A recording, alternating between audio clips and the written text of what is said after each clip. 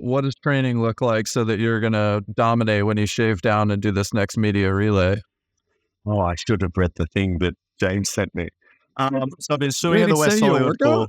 Yes, he told me we're shaving down, and he sent me drills I've got to do. I'm not even joking, guys. Welcome to Social Kick. We got the full crew, Dr. John Mullen, Luke Paddington, and joining us fresh off the World Cup with the best hair in the room, John Mason. What's going on, man? What up? It's good to be here, guys. How are you? I feel like you do that as a flex to anybody that you're in the presence of. It's just, look how good this hair is. Like, it's one of those weird things, right? Like it's just my hair, but it's become like a known thing. Like I met Bruno Fratus at the Olympics before, and he walked in, he went, "You're real, and the hair's real." I was like, it's a thing. Bruno didn't send us any questions this week, but we do ask our audience. Oh shit! Sorry. Oh man, I just had a YouTube video start automatically playing in the background because I was a quick aside on this is I'm a big fan of The Rock, and when I was thinking about talking to you today, I was thinking about Sean Connery and The Rock going, Sir John Patrick Mason, General Sir. Oh my God, that's a throwback. Anyway, I digress. So we asked our audience if they had some questions for you, and we want to start off with this one from Apostolov08, who said, who's been the most excited swimmer that you've ever interviewed? Oh, wow. That's starting with a big one. The most excited swimmer. Yeah, when you're interviewing them. Yeah, Angelina Curler, I think, after she became world champion in Doha. Yeah, it was pretty amazing. Like, she just couldn't process the fact that she was there, and it was like a really beautiful moment. So she started crying. She was like, I'm sorry. I was like, no, this is your moment. This is amazing.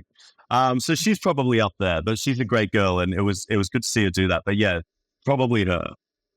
On the other side of that sort of emotional dynamic or challenge for you is we had several people ask some questions kind of on this theme. This one was from a MC Azzy official who wanted to know, like, how difficult is it moderating with a language barrier? You interviewed a lot of Chinese athletes. Like, what is that like?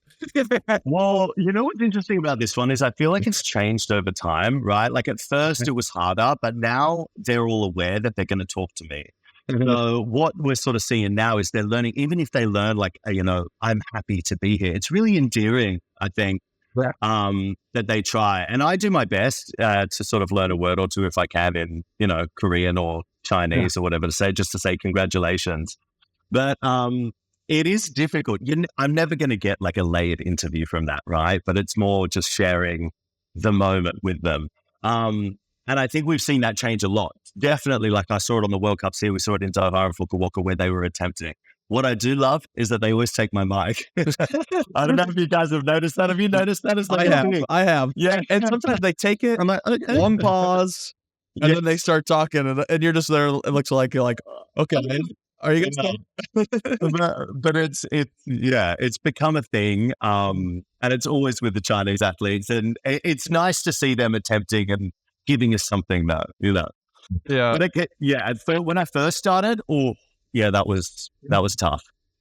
Yeah, I bet. All right. And then I don't know how to take this one, but this one's from our friend of the pod, Neophyte Oshiro, who wants to know if you could join our podcast full time or at least give an intro for us, which I understand with all of the hype. You are amazing at what you do, but I don't know how to take that, man.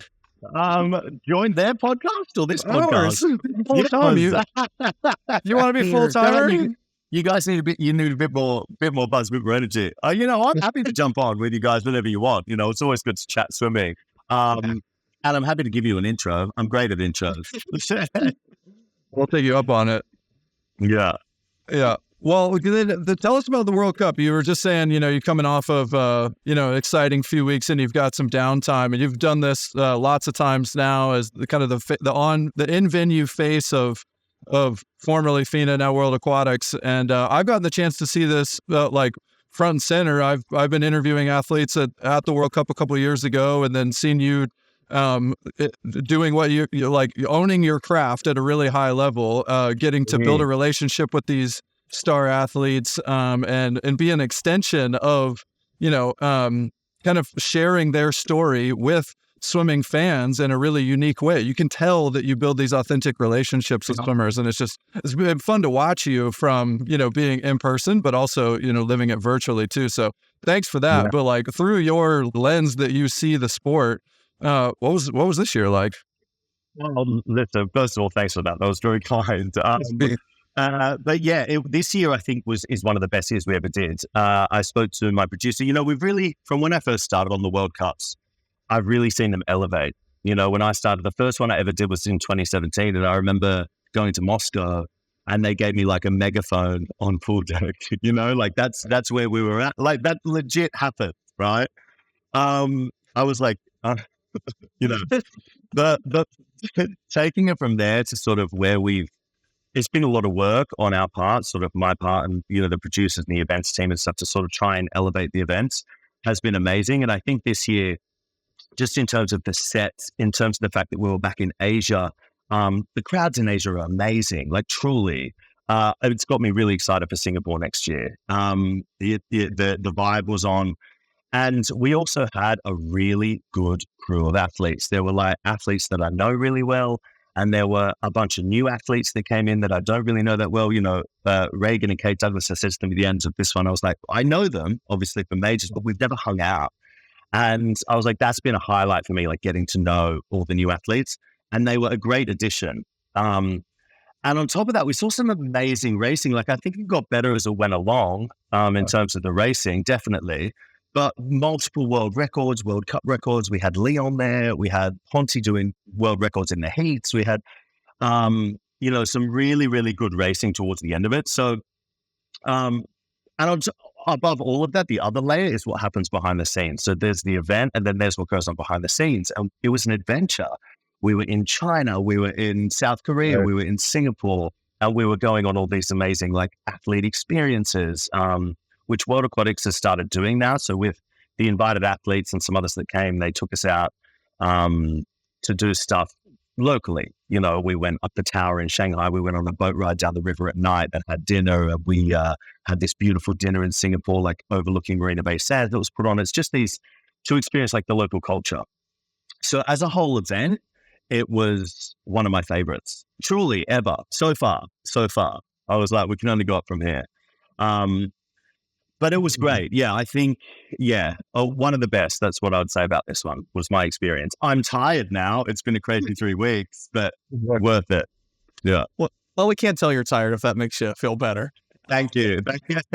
One thing you mentioned is good to be back in Asia, and, a lot of sold out arenas. I think Shanghai sold out really quick. How did Asia, outside of the pool venue, take to these events? Is there like any buzz around the event, or is it just when you're in the arena? No, there's definitely a buzz. Like you can feel it. And even like at the hotels, we were coming back to the hotels we were staying at, and fans were there, and they were outside waiting, and everyone's signing autographs, and, we're doing photos and all of this stuff getting back into our hotel. In China, especially, they were outside the hotel at like 2 a.m. Like it was wild. So like there's a, when you think about China, there's a huge population. So, Zhang Yufei, Qin Haiyang, these people are big stars in their country. They're big sports stars. And there's a huge audience for it. And yeah, they showed up. They definitely showed up. And in Singapore as well, it was, I think they'll build into next year. This was almost like the dry run. They know the World Championships are coming next year. There's a huge expat community there. So we had a multitude of fans. There were so many French people in the crowd. There were Aussies. There were Swiss people. Because Singapore is so multicultural and diverse. There were people with Great Britain flags. So it was. It got me excited for it. It was the biggest buzz I'd seen sort of in an Asia tour that we'd done. And I don't know what's changed, but something has. I don't know what it is. John, what were you missing from previous stops, or who is somebody you missed you wish was there that wasn't there, that brought so much to the event? Athletes, people, and what? Yeah, I mean, and like sit there and stuff like that. Like, Yeah, Sarah wasn't there. She messaged me. Well, I went to a wedding like a little while ago, a few weeks ago in Tuscany. Yeah. And she said to me, because I was coming out of the World Cup, so she went, "Oh, I'm having FOMO, but I think I'd swim like a 102.50." You know, like but she didn't come. Michelle Coleman is always a crack. You know, we used to get like Emily Seaborn, but Kate Campbell's now retired. You know, these people were sort of staples on the World Cup circuit, and they were always really great to have there. So I definitely missed having some of them there. But in saying that, we added great additions. So it wasn't like we were missing out. There were new faces, younger people. And it was good to see, for me personally this year as well. Sorry, I know I'm going off on a tangent, but it was good to see people like Duncan Scott. You know, we never get like Brits up there, and he came out on it. He swam brilliantly. He had the best time, and you know, he sort of said to me, "I'm definitely going to be rallying the Brits for next year." This was like an awesome 3 weeks. So, you know, hopefully as we move through next year, I know they're thinking about the Americas, Canada, America, Mexico for the stops. Which would be awesome. We might get some bigger US athletes there, which would be amazing. But yeah, there's some of the staples, but you understand it. Their careers are winding down. People are retiring. You know, unfortunately, you know, I'm not. I'm the one that's clinging on throughout all of this. You're evergreen, John. Evergreen. Evergreen. Yeah, I don't think Americans always appreciate how big some of these athletes are in China. When I was working with Sun Young, I had no idea. We went back to China, and they're like, "Oh, he's the number 2 most recognized athlete. We have a bodybuilder, we have this," and we landed. It's just like lines of teenage girls looking for autographs, and I'm just like, "Where am I? Right? What is going on?" It just blew my mind how popular he was, and I imagine that's how it was for most of the Chinese athletes, especially the gold medalist. Definitely. And they have like their own social media and stuff, right? So, you know, Weibo. So you go on and like Zhang Yufei's got like 35 million followers or something stupid like that. Like I'm not joking. I'm not joking. They are like stars in their country. So it's crazy. It's like a different level over there. Yeah. And you mentioned nice to have like Duncan Scott and the Brits there, and this year was a good representation. What do you think will increase getting more athletes involved in the World Cups other than just like location? Like you said, next year an America and Canada should get more Americans, but it'd be great to have all the Chinese athletes here again and all the top athletes. Yeah, I mean, it's a tough one. I know you guys were sort of talking to Bobby about this the other day, all about sort of doing things short course. You know, a short course is, it seems to be bigger in Europe than it is Australia, America, etc. So I don't really know what the answer is. I know what they're doing when it's going to be a long course major, like i.e. next year, it's going to be a long course World Cup. So I know they're trying to find ways, you know, that's going to be good, you know, coming off the back of a World Championships, people going into it. They're trying to work out, they're really trying, guys, you know, like World Aquatics is really putting the work in, trying to use it as a platform to promote athletes more, which I think the sport needs. I think, you know, we need to make it more about the athletes and getting them known and getting their faces out there and getting them more coverage and getting them. Because, you know, you think about other sports, we think of like, I love Rafael Nadal, but I'm not, like, I'm Australian, right? We support other countries. Whereas in swimming, you tend to, unless you're a big swim fan, it's like you go for your country. So how do we find ways to promote these athletes? Or unless you're an American and the USA Swimming doesn't like promote the foreign athletes at all. You come and do like a US swim meet. They don't care at all about like, if we go to interview somebody, they only care about like bringing the American athletes for like a post-race interview. They're like, "Do you want to interview the champion?" I'm like, "Yes, we want to talk to him because they won this national competition. Why are you not treating it like it's the top athletes or just the top athletes?" Anyway, I digress. But I agree with you. I think it's important that we do that. You know, it's important to get these athletes out there because like Leon Marchand is French, right? But he's doing like this incredible stuff. Noah Ponti's breaking world records. Like, why are we not showcasing them worldwide and getting them known, right? I think it's important to progress the sport. And I also just think they're starting to do a really good job of, like I said, leveling it up. And I think the more they do that, the more people are going to start recognizing it as like a meet that they should do. they're talking about things with prize money. You know, we've got the crowns, we've got these extra prize money that's coming in. Okay, so you know, we were discussing maybe doing like a crown buster thing where like if you stop someone getting the crown, you get $2,500, or you stop like just other ways like right. I like it. Yeah. And you know, Chad and Dylan and Marius and I were talking about this. So we're saying, imagine like the call room negotiations and strategies that are going on. Like, come on, bro. Like, let me win, and I'll give you $3,000. You know what I mean? Instead. So I just do we want that? I don't know. That's what they were saying. But I just, it's just ways to sort of make it more interesting to follow the journey of the 3 weeks, right? And giving storylines and things. And I think the more we do that, the more people are going to want to come and swim in it. The more of these big athletes that are having a great time and going back and saying to their friends, "Hey, you guys, it was sick. Like, you've got to come out next year." Like, I think it'll grow, hopefully. So what do we do to get you? You're in Paris. You did a lot of great behind the scenes. You're in a bit of stuff, but how the hell do we get you on deck in Paris? Well, LA now. I mean, track and field has it. Track and field, the guy isn't Lewis. What's his last name? Goes on the track and interviews the athlete to come off. How do we not get you? Just like you come out and we talk to you for 5 seconds. Dude. I would love that. I think that there's a lot of behind the scenes stuff that goes on there. Like, that's a World Aquatics event, but it's essentially the IOC and the Paris organizing committee it was. And they did have an MC in there. Were you guys in Paris? Yeah, I went to the last 3 sessions of swimming, but so I got to see it, but not the whole week.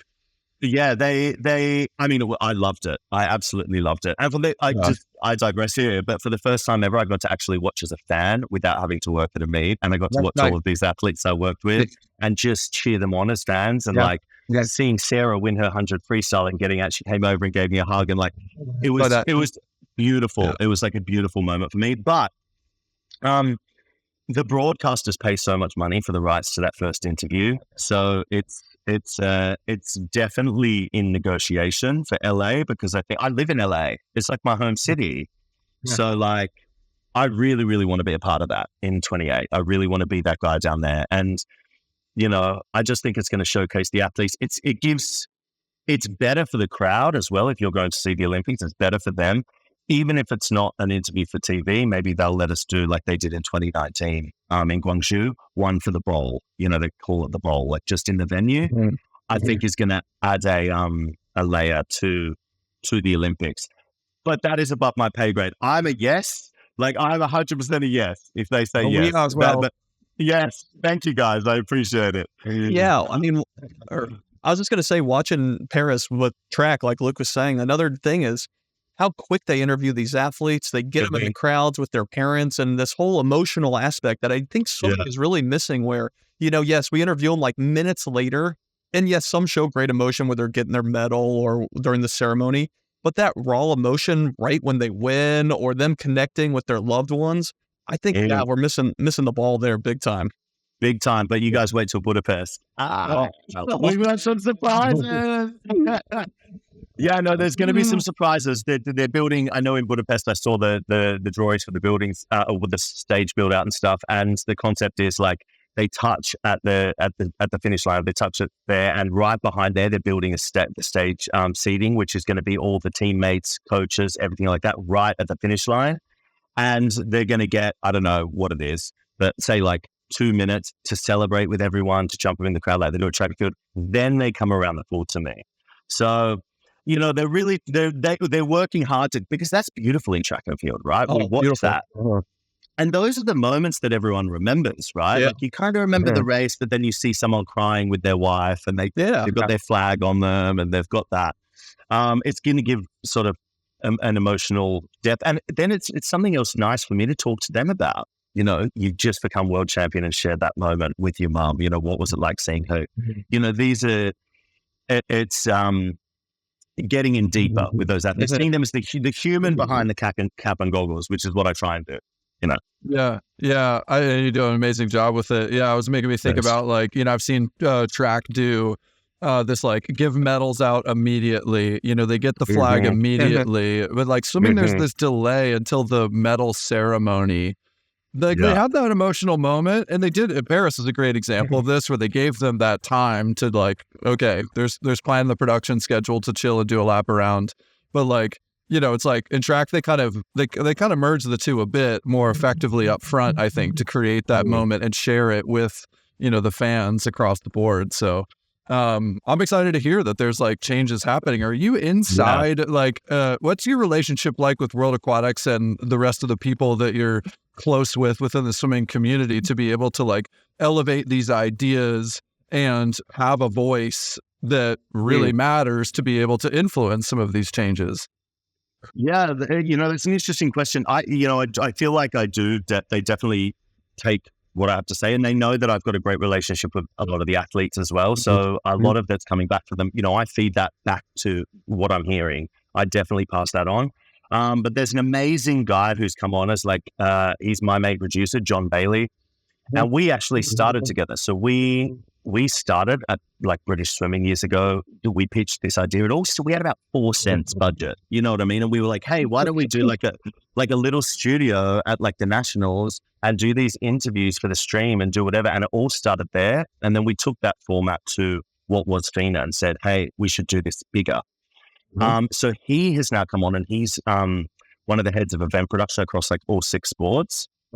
And he's really pushing for changes. So this thing in Budapest, they're coming out with a family and things like cutting down the times of medal ceremonies. It's an important moment, but they take up like 40 minutes of the broadcast. It's no one at home wants like 40 minutes. I'm not kidding, of like a world champs. 40 is like medal ceremonies, right? Not racing, not anything like that. So everyone is aware that everyone is trying and saying, okay, well, how do we figure this out, and how do we make it more broadcast friendly and make it interesting for people that want to watch, that might not necessarily be huge fans, but they're watching something that's very entertaining. They're seeing the athletes. We've got lots of stage lights. We've got lots of whatever. We're seeing lots of emotion. But yeah, I definitely get to sit in on a lot of those things and definitely get to at least voice an opinion. Whether it's taken on a game is not it. And I know they've got people like Renomi, Cromwell Jodio is there working along with a lot of the athletes, and she's doing a lot of feedback, a lot of ideas about how we can progress it on. And there are people working on it, definitely. And I think we're heading in the right direction. Right. We've still got a long way to go, but it's definitely from when I started to where we are now is night and day. And where it's going. But yeah. We've been doing this for like over 5 years now, and we're speaking to hundreds of athletes. And one thing that we realize is that as we get comfortable and they learn to trust us and they know where we are, we get some really powerful conversations going. And we learn things about them that I don't know if they would let down their media guard and open up like they do sometimes with us. And that's you to the nth level. You have this trust with the athletes that I can't think that somebody else has more of a trust to interview you on deck when you are your most valuable, winning an Olympic gold medal. You'll talk to you and let you know. Can you think of moments when somebody is like says something to you that was super powerful, you weren't expecting, and it's such a good moment? Well, yeah, there's been a few, definitely. Yeah. There's definitely been a few. Some unexpected, like Federica Pellegrini just announced her retirement with me, left field. Like that. I was like, oh my God. Like no one knew she was going to retire. It's 2019. NBC was over there like, because, I got the exclusive. But there's been some really special moments. Molly O'Callaghan, when she broke Federica's 200 freestyle. Just that was a really, really big moment for me. Like a big, just to share that moment with her. God, what are some of the others? Kasia Vasek was really, really amazing when she did it in Doha, because like her story to me, I just think is so amazing. It's almost like Anthony Irvin, right? Anthony, like you think about that. And having her come back and achieve those sorts of things. And then there's been moments where it's been a little intense. Gorbenko, when we're in Doha, with all of the politics and stuff that happens outside of the pool. And I remember she started talking in whatever's going on, whatever side you fall on, whatever that's up in politics. She's just a young girl who like wants to swim, right? Yeah. That's it. Like she's just so lovely and sweet. And she got out of the pool in Doha, and there was a lot of noise in the arena, like not great. And I remember I put the mic into her mouth, and I could see that she was like, and I just said, don't worry about that. Just look at me, and keep going, and she just looked straight in my eyes, and she just delivered her interview. And I was like, don't look anywhere else. Just look at me, go. So those moments have been really touching. And I think it's come over time. Like, I've got to spend time with these athletes, and they know I'm there to showcase the best of them. I'm there to try and bring the audience closer to them and share that moment. And I think over time, they've all realized. And even the younger ones that are coming up now have been watching me on TV. So they know that when they get in there, they're like, oh, it's John, The hair. Yeah, it's fair. It's real. It is real.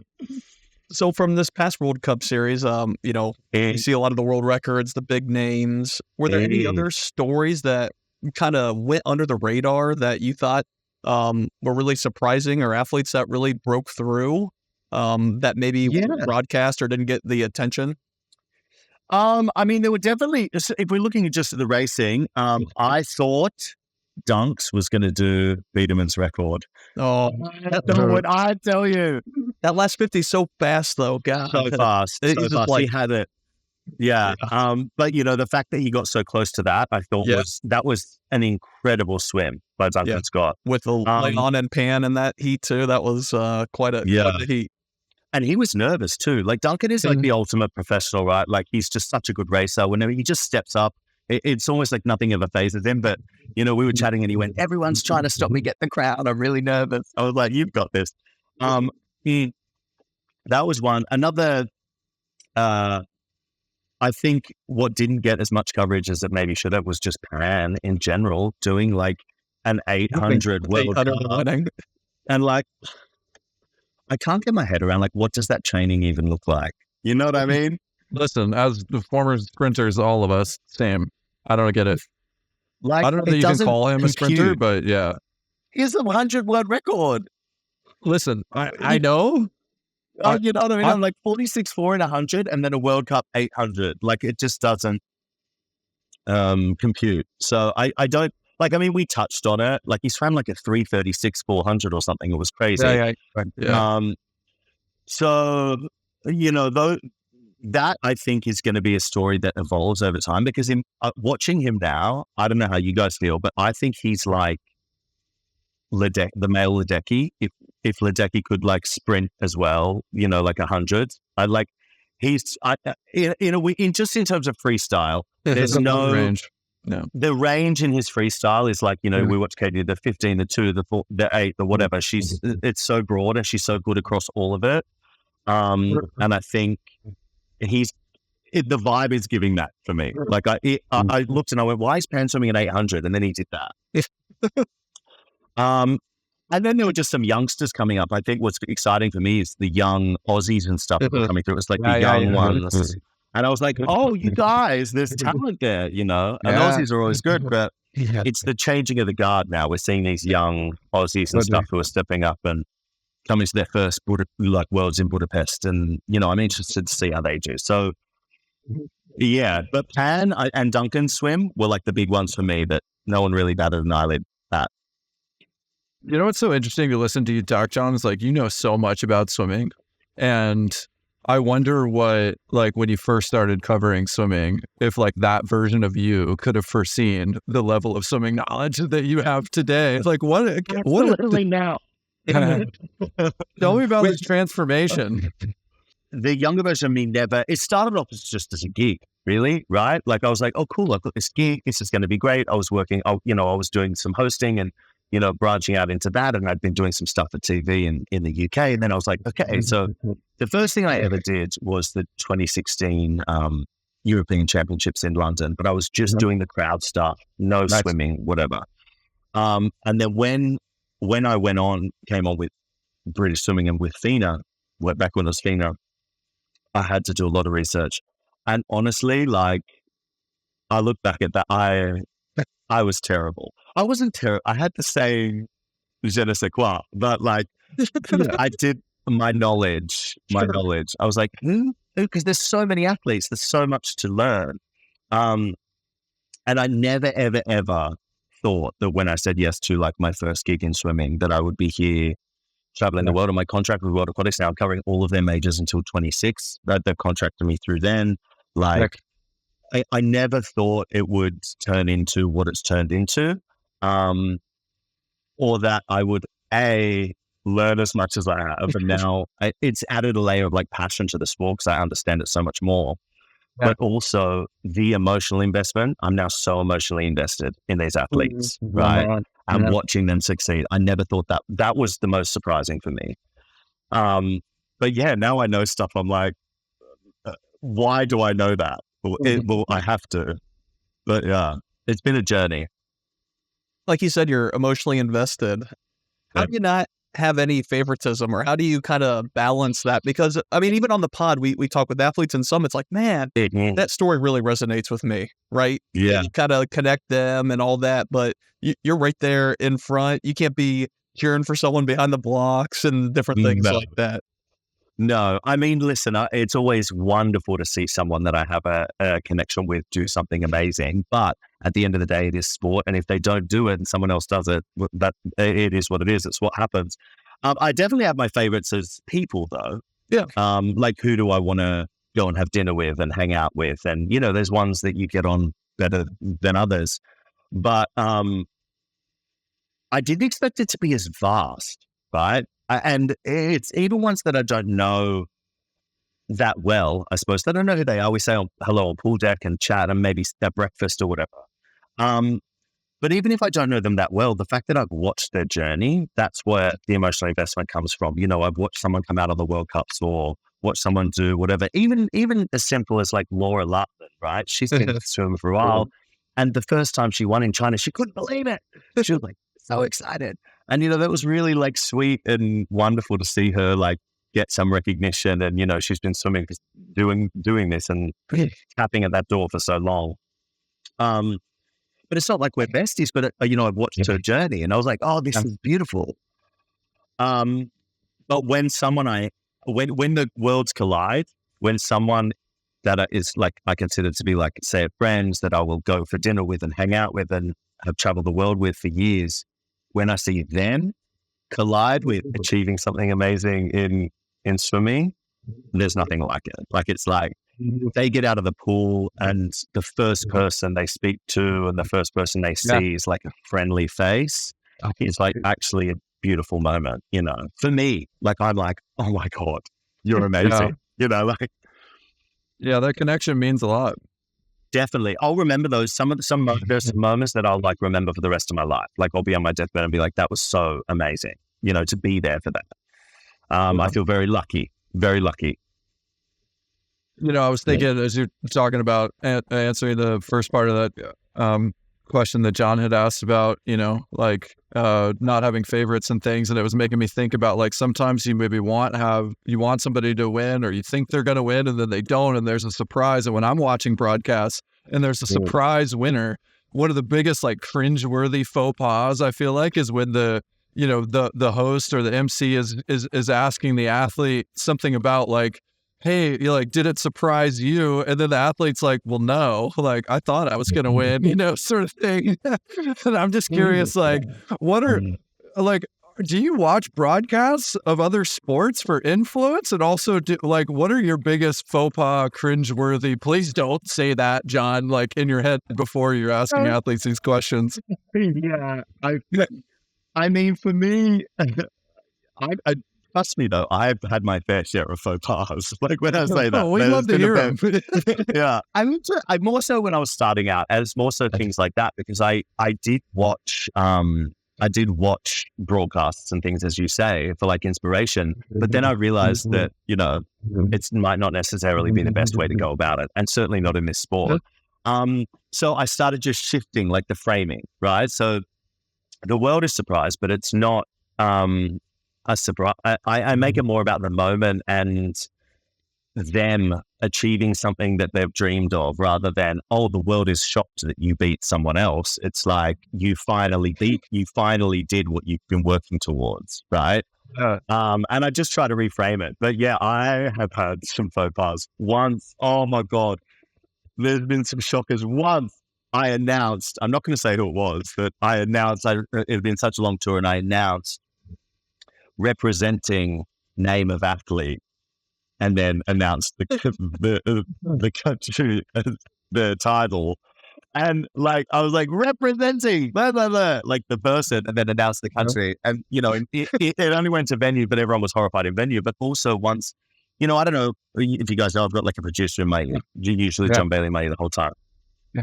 And quite often they'll feed me things. You know, I'll be in the middle of an interview and they'll be like, you know, we're talking about the race, and they've got what we call the CIS machine. He knows what this is. It tells you all the splits, tells you all of that. I don't have that in front of me when we're live on camera. So I can look at it and make my notes, but you know, it's impossible for me to remember every athlete's split in every race across 12 events that night. So they'll jump into my ear and be like, he turned at 9.8 or something. And I'll be like, so you turned at 9.8. Like they just feed those little bits of info to sort of tighten it up. And once I had a producer give me incorrect information, and I thought at the time, and it was for Carson Foster, and I thought at the time that it was wrong, but in the moment, you just trust the moment. And he said, this was his first world medal. It was going to be his first world gold medal, but he didn't get a medal. And I went, so it's your first world medal. And as soon as I put the mic out, I in my head immediately went, that's wrong. And Carson went, well, I've actually had a few. And I was like, I'm so sorry. I know you have. Like, I know you have. You know, those little things are faux pas. And after we came off air and I said to Carson, I was like, I'm so sorry. Like, I had some incorrect information given to me. And, you know, that's why it's important. You're a team. You and your producer are a team, and there's got to be a trust there. And if you guys have a bad day at work, no one sees it. When I have a bad day at work, everyone sees me. Everyone sees it. It's terrifying. John, do you use an air prompter? So, I mean, and guys, an air prompter is when, like, John would get a script and he would read into Mike the script in his voice, and he plays it back, and then he says it as he hears himself talking. And it's a super difficult skill for actors to use. Do you use one, John? No, I don't. Over time, and now they don't even give me scripts.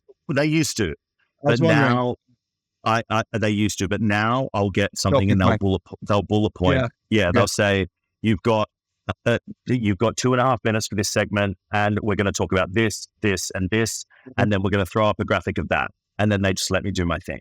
But that's come with time and with practice and with skill, and they'll come into my ear and be like, 30 seconds left, you need to speed up. You know, if I'm like, haven't hit them all or whatever, we're live. You know, we've got to move on, or you got plenty of time on this one, talk about the 100, you know, and I'll be like, so the 100 free tonight is looking amazing. We've got, because we've got so and so and so and so and so and so in it, but that's all coming into my ear because like why we're live on TV. But that's a learned skill. Like when I first started, it was not that. And I think now I have a much broader knowledge of the sport. If someone is like, we need 45 seconds more on the two breasts, and I know that, you know, Chin and Arno and Casper and everyone's in it, well, I can feel that easily in 45 seconds. Yeah. But it took time. It's hard work. Like, no. And interestingly, guys, just before we move on, sorry, on this one, Nicolo sat on comms. Nicolo, when we were in Korea, didn't make a final, and he said, hey, can I sit on the comms at the finals? And JB, the producer, went, yeah, sure. So he came down and sat on them, and then Arno sat on them, and Nicolo came up to me afterwards, and he went, I have so much more respect for you now. I thought you just like, he was like, I can't believe all of that is going on in your ear while you're on screen and while you're talking to us. And I was like, yeah, he was like, I couldn't do it, you know? So it was nice for them to see what I do as well, you know? Yeah, I don't think people can appreciate it. I mean, God, we've done some in-deck interviews or like post-race interviews, and I have goofed up multiple times. First, I can't pronounce anyone's name right. Second of all, I remember saying to a Cal team, like, oh, what's it like for your first team win? And it's like, Hugo just won like 2 minutes ago. And I'm like, oh my God, like it's so much information just to process. It's hard for, like you said, athletes or other people to appreciate it. And it goes to like with Rowdy. I know a lot of Americans give Rowdy Gaines a hard time. It's like, hey, it's a lot harder than it looks. You're trying to balance all this stuff. You're trying to make it exciting for the super swim nerds like us, but also the fans in the stand that literally know nothing about swimming. So hats off to you on my end. Totally. And it is like people really just don't realize what goes on behind the scenes to make, certainly at a world level, at a big level like that, like the amount of stuff, the amount of information that is being thrown at you at any given second, and it moves fast, you know. And Rowdy, I think Rowdy does a fantastic job. You know, I've always like, you know, Rowdy, I think he's a staple. Like when I think of NBC swimming, I just think of that voice.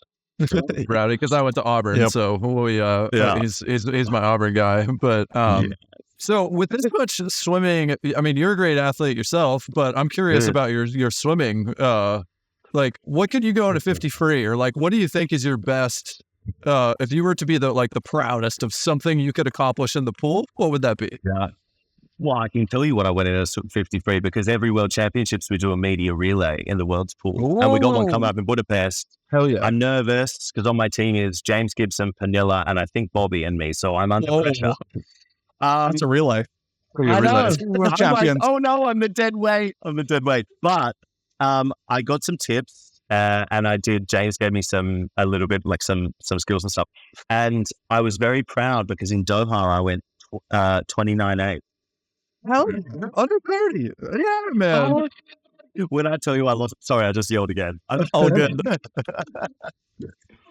So yeah, I was super, super proud of that. And you know, I can swim, but I'm not a swimmer. You know, I'm Australian, it's in our blood. But people take it seriously. People take this relay seriously. And people are like, James Gibson said to me, he said, we're going to shave down. And I went, James, it's not that serious, like shaving my whole body for a media relay. But he's like, no, it's happening. It's happening. We want in. Yes, you guys would do great. I need you on my team. We'd be great. But yeah, it's so 29.8 is what I did. That was long course though. So we shall see how we go in Budapest, short course. I've been working on my flip turns. John, do you compete in CrossFit Games, and is swimming one of the events you do? I do compete, but never like to the CrossFit Games are like a whole other thing. But I definitely do like local competitions and things in around Southern California, and I love it. CrossFit for me, you know, I was missing the competition aspect when, you know, I always played sports and always did that, and then when I stopped and just started going to the gym, I got bored. I was like, this is so boring. And it's the competition aspect is there. But yeah, I do. I've got like my team in Los Angeles at Brick, at my CrossFit gym in Los Angeles. There's like a few of us always go and do like competitions, and kind of like, I guess you guys master swimming is kind of that edition of CrossFit, you know? Yeah, except that Luke never swims, and I don't know. Like, at least in my primary sport, I don't really want to compete again, but I think it's fun to do something that like you didn't grow up doing necessarily, but that you found in your adult life, and then you can be competitive in. Like that is really appealing to me. Definitely. And that's how I feel like with CrossFit, like the Olympic lifting, it's crazy to me how good I got at that when I really trained at it. And it's also like a flex. You're like, my clean is this and my snatch is this. And yeah, I love it. I love it. It keeps me young. Are you fit? Or are you just strong? And who is the fittest athlete? Like define fit and strong. Yeah. Okay. I definitely fit. Yeah, I'm strong, but I definitely am fit. I'm definitely more power though. Yeah. Long endurance is not for me. I'm like all out. Let's go. You know. Who's the fittest athlete on the planet? Is that what you want to know? Fittest sort of athlete, a swimmer, a soccer player, Aussie rules. Hey, CrossFit, fittest athletes on the world. Isn't that your slogan by CrossFitters? I would lean into CrossFit. There's the whole idea behind the methodology, right? It's like if you're a swimmer or you're a distance runner or a sprinter or a whatever sport you're in, you sacrifice aspects to excel at one thing, right? That's like the idea behind it. Like, so the idea behind CrossFit is this: like if you got a marathon runner, power lifter and a CrossFitter together and you ran a marathon, well, the marathon runner would win, the CrossFitter would come second, and the power lifter would come last. And then if you did a powerlifting competition straight away, the power lifter would win, the CrossFitter would come second, the marathon runner would come last. It's like trying to, you're not the best at anything, but you're the best at everything. It's like the concept behind it. So you have great strength, you have great endurance, they can't swim though. Yeah, a little scary. Don't let's not go swimming at a CrossFit competition. Oh my God! Yes, I totally forgot that even happened. Long before that happens, they were not great swimmers. Yeah, but that's the idea behind it. So for me, when I watch like the CrossFit Games and someone has just done a run, swim, run, and then they come in and they are deadlifting like 700 pounds, it's like just insane after they've that is insane. Yeah. Also, what's with CrossFit and loving? I mean, nobody loves running on sidewalks. And every time I see CrossFit runners, like they're doing their like lap outside, running around the block. You can tell that it's the CrossFitters out there because they all hate it. Don't judge me. Don't judge me. Okay, but what's the hardest CrossFit workout you've ever done? Oh. Wow. I mean, the one that's as Fran is disgusting. Yeah. Fran is like, the 21, 15, 9 thrusters at 95 pounds and pull-ups, only because by the end of it, it is just terrific.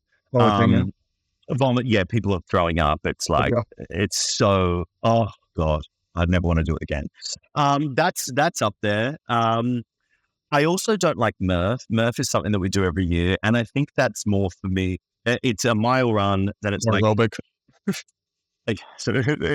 it is with a 20-pound weight vest to do a mile run, 300 air squats, 200 push-ups, three, and 100 pull-ups, 100 pull-ups, 300, and then you run a mile, all in a 20-pound weight vest. And it's just, all of these are done in honor of like fallen soldiers. They're called hero wads. So they're all built to like test you. Because our heroes have gone overseas and fought for our country, and this is what they've sacrificed, and for our freedoms, and blah blah blah. All that American bullshit. I'm American now, guys. I'm American. I'm American. You're a citizen. Yeah, I did. I became a citizen in December, so now I'm no disrespect to the troops. Yeah, you know what? It's not just. It's like absolute respect, because those things are disgusting and they're so gross, and so maybe Murph. I hate Murph and Fran. Yeah. All right, well, talk to me about your technique for pull-ups and muscle-ups. Are you one of those swingers back and forth, or are you going to go like with me? Tell me. Both. And I always say this, listen, they should never have called that a butterfly pull-up, because it's not a pull-up. It's like an aerobic like move or whatever. It's not a strength move. It's like conditioning. Like, you are allowed to, and I can do that, and I can definitely do more of those because I'm using my legs for most of it. But purely for strength, it's got to be strict. It has to be strict. I owned a gym in California, and very when I was starting, it's like, oh, do we want to be a CrossFit box? Do we want to do this? What do we want to do that? And CrossFit has all types of pros and cons with it. But I do think we can all agree CrossFit has done a great job promoting themselves, getting it out there, making strength cool. So are there any things that you look at like CrossFit Games and what CrossFit's done and how to like incorporate it in the swimming world to like grow the sport of swimming, or even grow like master swimming? I know that's not your main bag, but. Oh, wow. That's a big question. I think, well, for starters, we need a cool sponsor that can brand. Like they had like Reebok and stuff. So the branding of it was genius because everyone that bought Reebok had like CrossFit everywhere. Yeah, but swimming has that now because tier is huge in that space now. Yeah. But in the state, it's in CrossFit. Yeah, Tier's. Yeah, they make like lifting shoes and yeah, they do. Yeah, wow, I hadn't even thought of that. CrossFit is accessible. I think you can do it anywhere, right? Like you don't need access to a pool. You don't need access to those things to go into like a little shed. They call it a box because it's bare bones. Is where it started. So I don't know, maybe. I don't know what the answer to that is. I've never put much thought into it. Well, so I think about this like a good bit with following triathlon, because I've gotten into triathlon some. I haven't done it like the last year, but like it has a big following amongst a wider age range, because there's like a big community involved in the racing, and there's something about swimming that like it kind of stops at going to masters practice. No, if like I know that there are masters meets, but like in other sports, CrossFit, you don't have to do the competitions, but you go and do the workouts. I don't know. There's like some different kind of community feel. And I think that it also translates more into the competition side among some other sports. And I don't really know the reason why, but I was just curious, like how swimming can get it. And they showcase them on the same weekend, right? Like you have CrossFit teenagers, you have CrossFit masters, you have CrossFit teen, you have all of that is done at the same time as the CrossFit Games. So it'll be like the teenagers in the morning, the masters in the afternoon, or whatever. They showcase the broad spectrum of the sport with the elevated, like elite athletes. They're on the same stage. I've just thought of that then. I think that's a huge piece. The other idea I had was like, hey, masters needs to just be doing workouts as the main competition, which kind of CrossFit does. And we've had success with our reels where it's like 3100s. Yeah. I'd be more intrigued to go do a 3100 set with a group of people than maybe even like 100 free for time, in all honesty, with where I'm at with my swimming. So I don't know. I wonder if there's just like the training, or like I feel like I'm getting a workout and putting that sweat into it, versus if you were training for CrossFit, then you went and did one pull-up PR. It's like, okay, I don't know if I need to go to a competition to do that. To watch that. I don't need everybody focusing on me for a second. I'm just going to be over here doing my thing because I'm old and I suck now. So, and there's also the relatability to that, right? Like if we talk about sports, they always say, oh, you should put a regular person in like the Olympics just to see how good these people are. And it's kind of that. If you're doing a workout, like every swimmer, you were talking about doing, that 3100s or whatever. So if you're a swimmer, you've done those workouts, so you have a frame of reference about like what these people are doing that's amazing, right? Like if I do Fran and the fastest I've ever done it is 4.5 minutes or whatever it was, and then someone does it in 2 minutes, I'm like, that is insane. Because I can, whereas most people have never swum a 4 a.m., they're like people who aren't swimmers or have never done this, so they can't relate to like the amazingness that's going on in the pool. But a workout, like you're saying, they absolutely could if they've done those sets. That's a great idea, I think. I was going to say, you just been in an interview for 15 minutes and you haven't asked a single question, right? So John, Brian, and I want to ask questions. Exactly. Exactly. He's enjoying it. Hang on. So John, Brian, and I just did a 25 corkscrew. I won, of course. Brian came second. John came third. Do your interview on the podium. Go. Do your interview. Okay. Oh, who won? Are you surprised to meet you, Luke? No, Luke, that was... I'm joking. Luke, a lot of work has gone into this performance tonight, a lot of training, and I know that you guys are buddies. It must feel so nice to be able to get the pip on them and get that win. Yeah, it's just really nice to finally beat these two. They always try to beat me. And thanks to the crowd for being here, Yeah. And, coming into this, I've watched you race before, and you tended to go out faster there, that you opened up faster in that first 15. Was that the strategy coming into it? It was, because when I go out too fast, I get too dizzy and I crash into the wall too often, and I want to avoid confusions. Yeah. So obviously been working on those skills, right? Yeah, big time. Amazing stuff. And Brian, you got out of that. You were not too impressed that he beat you there, but it looked like you had a lot of fun.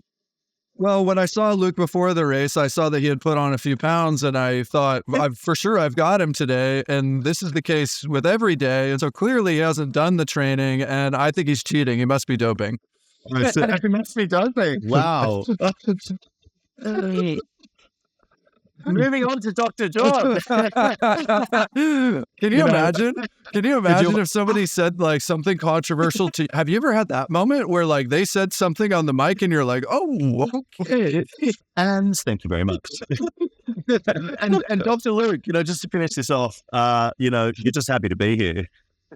Yeah, I just have to say, I now know that the 2-year taper Luke's been on is the key to the corkscrew success. A 2-year taper. Okay. Surprising strategy from you guys. Listen, you guys have been amazing. Well done. We'll see you next week. Ladies and gentlemen, give it up for your top 3. Bravo. Well done. The master. I love it. Flip the switch. John, we'll end with our standard rapid fire questions that we ask every guest. What's the hardest race in swimming? 4 a.m.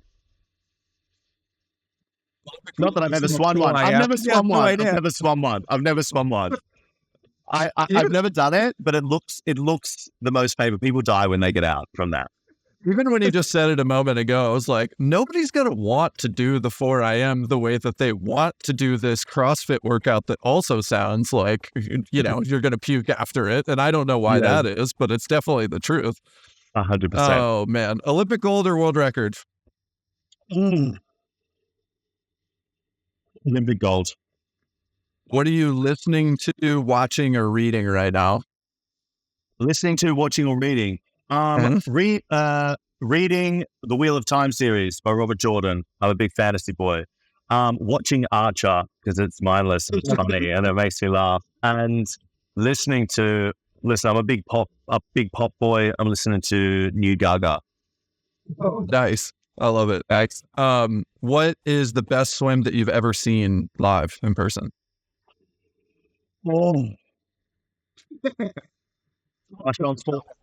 Yeah, can I pick three?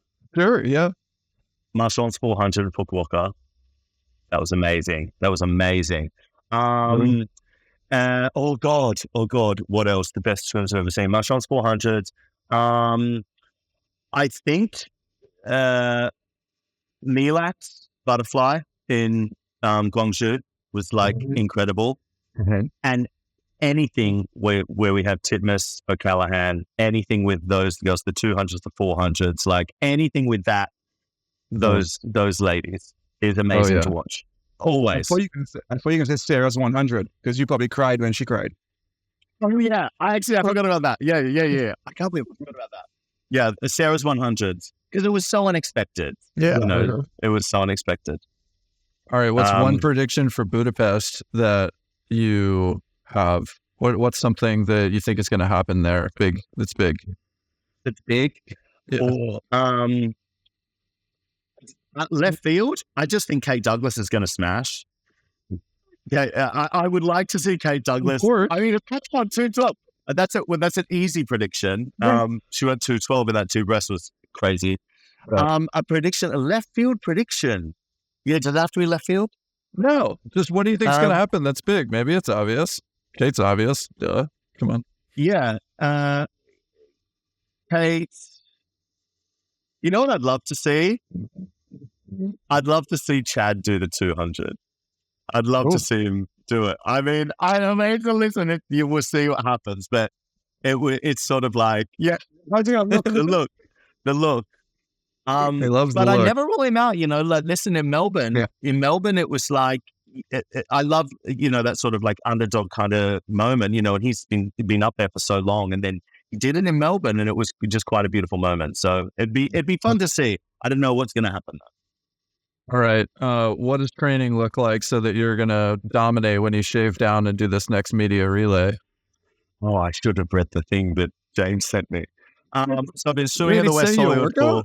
Yes, he told me we're shaving down, and he sent me drills I've got to do. I'm not even joking, guys.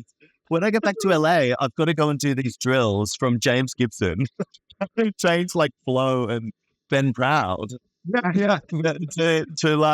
He was like, we've been eating too many hotel buffets, mate. We've got to get back into it. We got Budapest coming up. So yeah, I've got drills. It's not bad. It's just some sprints, some speed work, some working on my flip turns, but he sent me a little program. Well, and the last obvious question is then how much social kick is there in this workout program? Far too much. Far more than there should be. Of course. Whenever I go to the West Hollywood pool, it's a lot of social kick, but it's outdoors, it's on a roof. All the guys we know, it's great. Yeah, for sure. I think this is 28.9 coming. You're gonna dominate the end of this relay. 28.9. Guys, we'll circle back. I'm actually feeling good about it. I'll get some good swimming in, and I feel like, listen, I'm never going to be Pernilla. Pernilla's like Olympic gold medalist in a 50 free. But as long as I hold my own, I'll be proud. Hell yeah. John, it's so much fun to talk to you. Thanks for spending the time with us. Welcome back anytime, brother. This was really fun. Thanks, guys. Awesome. Awesome. That's it for this episode of Social Kick. We'll see you next time. See you. Bye. Hey, everyone. Thanks for hanging out with us. If you enjoyed this episode of Social Kick and you'd like to see more, subscribe to the channel. And we love talking swimming. We'd love to talk about swimming with you. So leave us a comment and we'll see you next time.